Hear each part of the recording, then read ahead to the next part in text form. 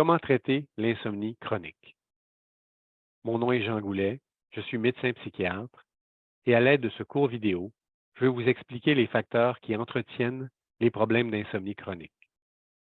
Je vais aussi vous présenter les principes du traitement cognitivo-comportemental de cette condition. Ce traitement se nomme aussi la restriction du sommeil et le contrôle des stimuli. Il est reconnu par les grandes associations scientifiques comme le traitement de premier choix.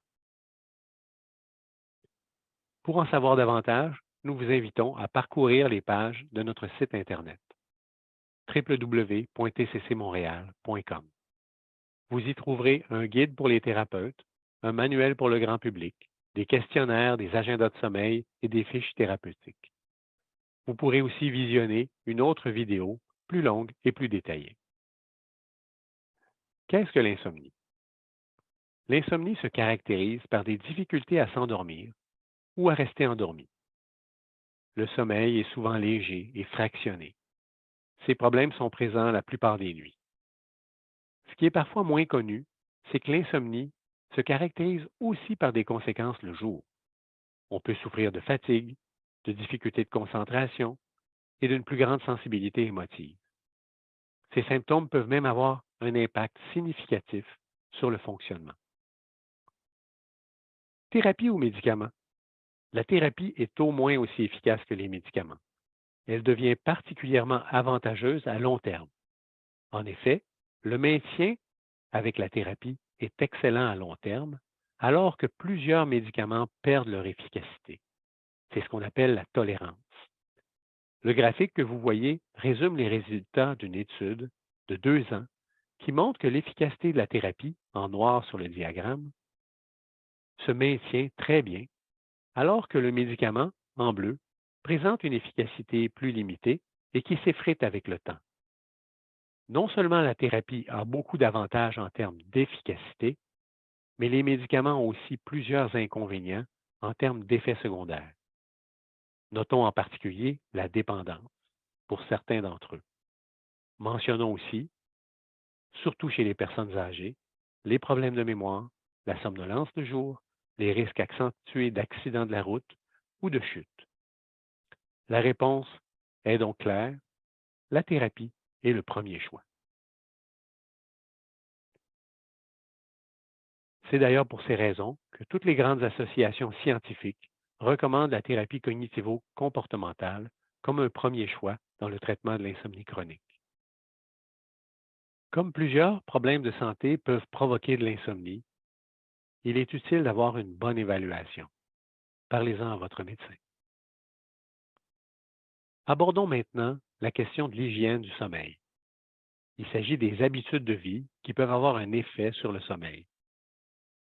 Il est recommandé d'éviter, par exemple, les drogues et les substances stimulantes. L'effet de l'alcool sur le sommeil est particulièrement pernicieux. En effet, il facilite l'endormissement, mais nuit de façon importante à la qualité de sommeil la nuit. Il est donc recommandé d'en limiter la consommation. L'activité physique est un des rares facteurs qui améliore le sommeil profond. On veillera aussi à mettre en place un environnement de sommeil adéquat, en limitant le bruit et la lumière, en maintenant une température fraîche dans la chambre et en ayant un matelas et un oreiller confortables. Malheureusement, ces bonnes habitudes, généralement, ne sont pas suffisantes pour permettre à la plupart des insomniaques chroniques de retrouver un sommeil de qualité. Nous verrons donc maintenant les grands principes de la thérapie cognitivo-comportementale de l'insomnie, appelée aussi restriction du sommeil et contrôle des stimuli. Premier principe, fatigue versus somnolence. La somnolence, c'est s'endormir ou cogner des clous le jour quand on est peu stimulé. La fatigue est un concept différent. C'est le sentiment subjectif de manquer d'énergie. C'est la somnolence qui signifie qu'on manque de sommeil, mais ce n'est pas le cas de la fatigue. Si vous passez toute la journée à regarder des téléséries, par exemple, vous serez vraisemblablement fatigué à la fin de la journée. Cependant, ce ne sera pas en vous reposant que vous améliorerez la situation. Une bonne marche à l'extérieur diminuera de façon bien plus efficace votre fatigue. Que pouvons-nous apprendre de cet exemple? La fatigue ne signifie pas qu'on a besoin de se reposer, mais bien qu'on a besoin de changer de type d'activité. C'est un des principaux facteurs qui explique comment l'insomnie se chronicise.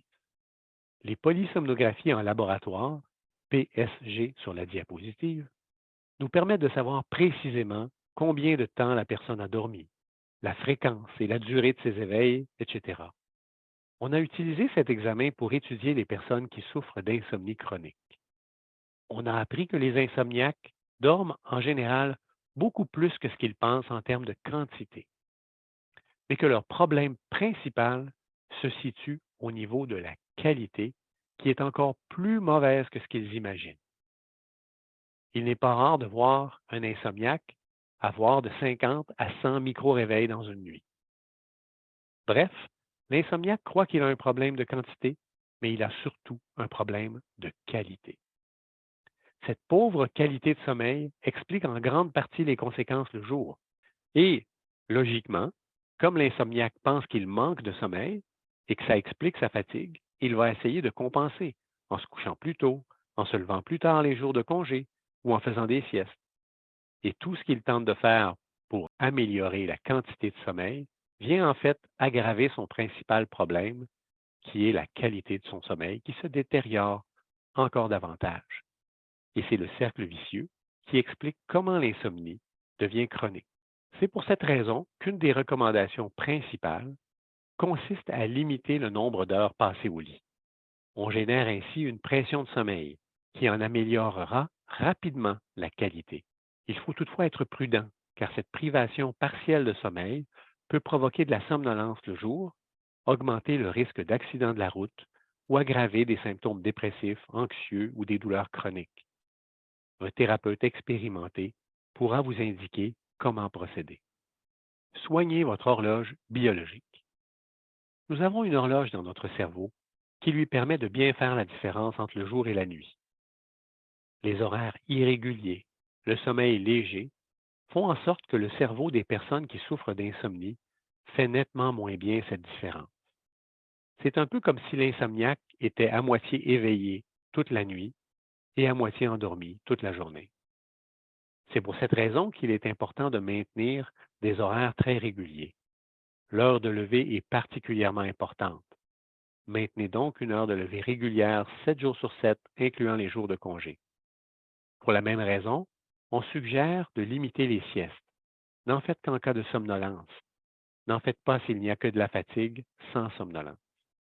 La sieste sera alors faite avec une alarme d'une durée maximum de 45 minutes et avant 15 heures. L'association lit-sommeil. Les gens qui dorment bien associent leur lit au sommeil. À l'inverse, à force de se débattre pour essayer de dormir, les insomniaques en viennent à associer leur lit à l'insomnie. C'est ce qui explique qu'un grand nombre d'insomniaques ont remarqué qu'il leur arrive régulièrement de somnoler en soirée sur leur fauteuil et qu'ils redeviennent très éveillés aussitôt qu'ils arrivent à leur lit. Pour cette raison, il est suggéré de se lever et de changer de pièce lorsque vous n'arrivez pas à vous endormir ou à vous rendormir en plus de 15 ou 20 minutes. Ne surveillez pas l'horloge. Vous savez quand la machine à penser se met à rouler et que vous ne vous endormirez pas. Vous changez alors de pièce et faites une activité peu stimulante, comme de la lecture, par exemple. Pour refaire l'association lit-sommeil, on suggère de n'utiliser le lit et la chambre à coucher que pour le sommeil et les activités sexuelles. Donc, pas d'électronique au lit. J'espère que ces quelques renseignements vous seront utiles et n'hésitez pas à consulter notre site internet www.tccmontréal.com pour plus d'informations.